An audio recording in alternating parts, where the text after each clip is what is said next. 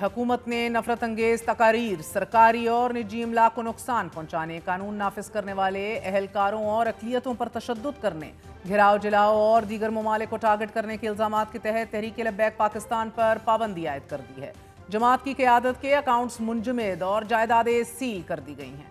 TLP को finance करने वाले लोगों की बाज़ाब्ता फहरिस्त भी तैयार कर ली गई है और ये अंदिया भी दिया जा रहा है कि जल्द TLP के सरबराहान को गिरफ्तार कर लिया जाएगा। वफाकी हुकूमत ने पंजाब हुकूमत और वज़ारत दाखिला की सिफारिश पर तहरीक लब्बैक पाकिस्तान को कलअदम करार दे दिया है।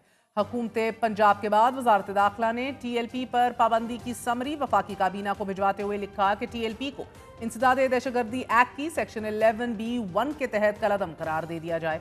TLP पर नफरत अंगेज तकारीर करने पर भी पाबंदी आयद की जाए।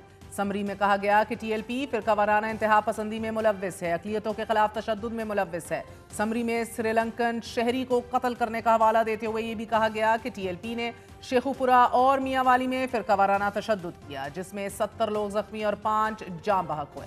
वज़ारत दाखिला की समरी में ये लिखा गया है कि TLP ने निजी और सरकारी अमलाक को नुकसान पहुंचाया और वेपनाइजेशन में मुलव्विस रही, मुल्की गैर मुल्की ताल्लुकात ख़राब करने की भी कोशिश करती रही। अमरीका और फ्रांस को टारगेट किया, इन ममालिक के सफ़ीरों को हटाने का मुतालबा किया, इन ममालिक की मसनूआत के बॉयकॉट का मुतालबा भी करती रही।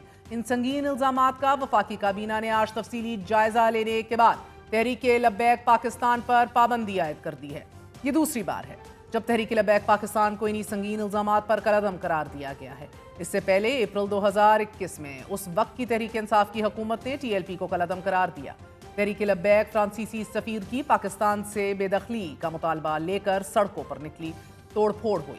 हालात की खराबी के पेश नज़र तहरीक इंसाफ की हुकूमत ने तहरीक लब्बैक से मुआहिदा किया। इस मुआहिदे में हुकूमत ने फ्रांसीसी सफ़ीर को मुल्क बदर करने की हामी भरी, मगर जब इस मुआहिदे पर अमल दरामद ना हुआ तो TLP ने यह धमकी दे दी कि अगर मुआहिदे के मुताबिक फ्रांसीसी सफ़ीर को मुल्क से निकाला नहीं जाता तो तहरीक एक बार फिर सड़कों पर एहतजाज करेगी।